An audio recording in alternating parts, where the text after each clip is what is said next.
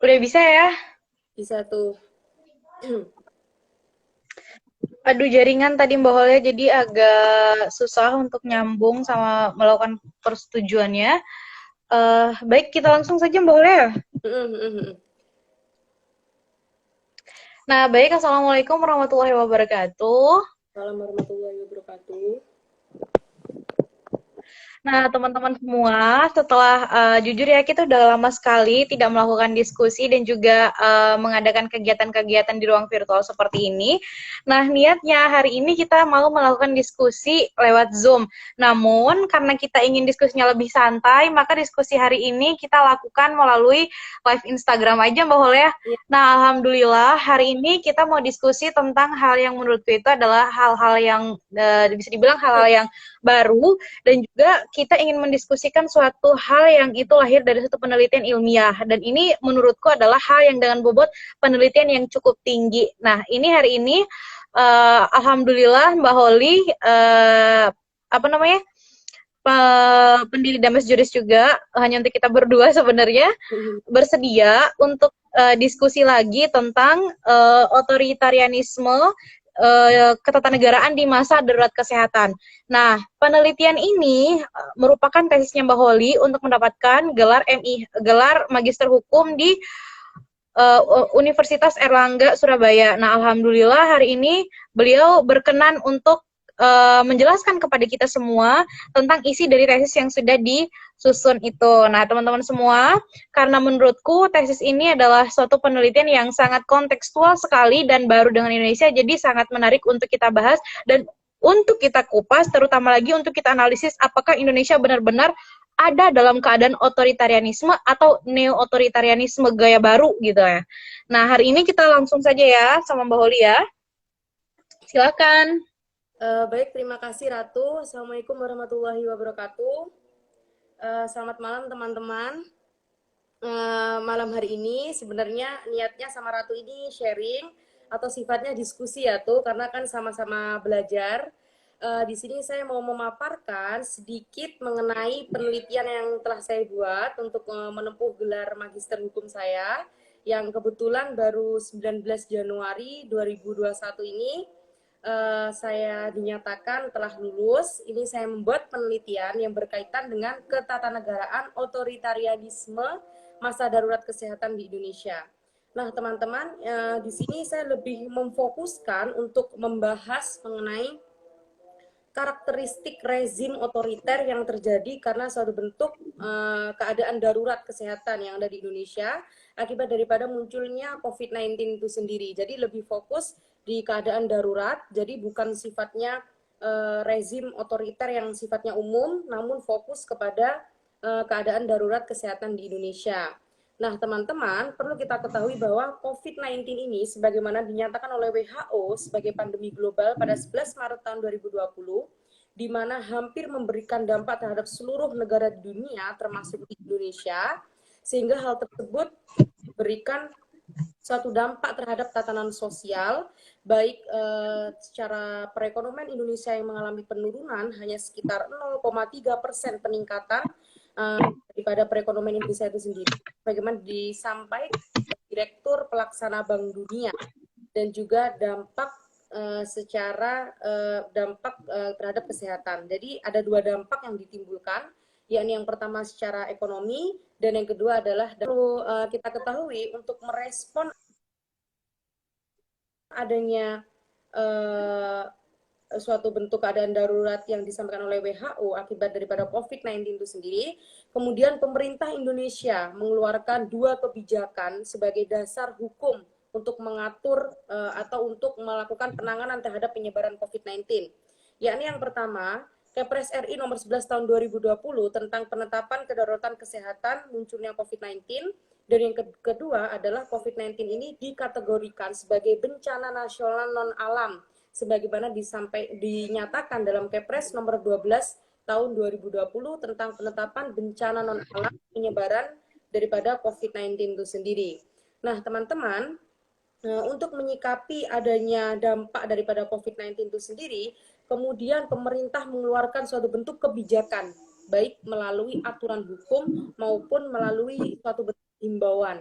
Nah, seperti misalkan pemerintah mendatangkan vaksin berjumlah 1,2 juta pada 6 November tahun 2020 kemarin, dan juga pemerintah membentuk suatu bentuk undang-undang nomor 2 tahun 2020 tentang Perpu nomor 1 tahun 2020 mengenai penanganan keuangan terhadap kebijakan penanganan COVID-19 itu sendiri. Nah, selain itu, Kementerian Keuangan dalam hal ini juga melakukan pengoptimalan, misalkan terhadap dana bagi hasil, dana alokasi umum, terhadap anggaran penanganan COVID-19 itu sendiri.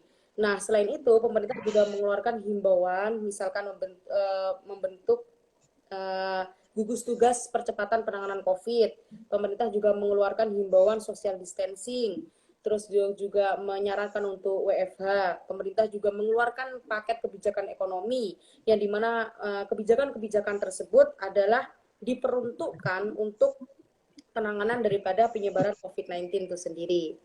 Nah, yang menjadi suatu pertanyaan penelitian ini adalah adanya suatu bentuk pembatasan terhadap kebebasan individu, yang dalam hal ini sebagaimana kita ketahui kebebasan individu itu kan diatur dalam Undang-Undang Dasar pasal 28 ayat 3 UUD NRI 1945 dan juga dalam DUHAM ya Ratu ya. Nah, sehingga dalam hal ini perlu kita ketahui bahwa kebebasan berpendapat itu adalah hak yang tidak dapat dibatasi oleh negara. Namun yang terjadi di sini adalah adanya suatu bentuk kebebasan berpendapat oleh warga negara sebagaimana terjadi oleh salah satu masyarakat Indonesia, yang dimana ia menyampaikan kritikannya terhadap lemahnya kebijakan penanganan COVID-19 itu sendiri melalui akun media sosialnya yakni Twitter, dan juga melalui tulisannya dalam laman Tempo pada Rabu 19 Agustus tahun 2020. Jadi adanya peretasan lain di akun media sosial miliknya, juga di tulisannya yang ditulis melalui laman Tempo. Jadi adanya peretasan terhadap dua akun itu. Selain itu juga terjadi terhadap Raffio Patra, di mana pada April 2020 ketika ia menyatakan bahwa tidak adanya akuntabilitas terhadap pasien COVID-19, yang dimana hal tersebut berimplikasi terhadap akun media sosial WhatsApp miliknya itu dilakukan peretasan atau mengalami peretasan. Selain mengalami peretasan, ia juga diamankan oleh aparat, yakni polisi, yang dimana dengan dugaan bahwa adanya suatu bentuk provokasi yang dilakukan oleh Raffio Patra ini, yang dimana hal tersebut akan berimplikasi terhadap penilaian masyarakat Indonesia terhadap pemerintah. Juga disampaikan oleh Amnesty International bahwa sejak Februari sampai Agustus 2020 atau sebelum dan saat ini terjadi COVID-19 ini, adanya suatu bentuk pembatasan terhadap kebebasan sipil atau kebebasan berpendapat masyarakat Indonesia. Yang dimana perlu kita ketahui ya Ratu ya, kalau dulu pada masa Orde Baru itu kan terjadi serangan anti kritik yang dilakukan oleh pemerintah terhadap masyarakat.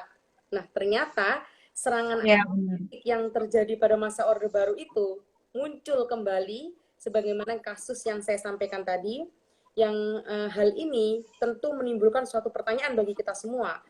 Benarkah muncul kembali suatu bentuk rezim otoritarianisme, atau munculnya suatu bentuk neo-otoritarianisme atau otoritarianisme yang baru? Nah, ini menimbulkan suatu pertanyaan terhadap kita. Benarkah rezim otoriter yang pernah terjadi pada masa Orde Baru itu muncul kembali pada saat ini?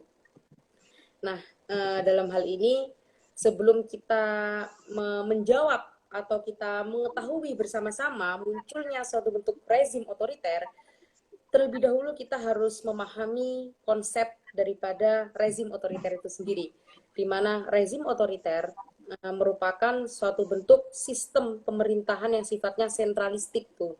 Jadi perbedaan antara rezim otoritarianisme dengan pemerintah yang sifatnya diktatorship itu perbedaannya terletak pada yang melakukan.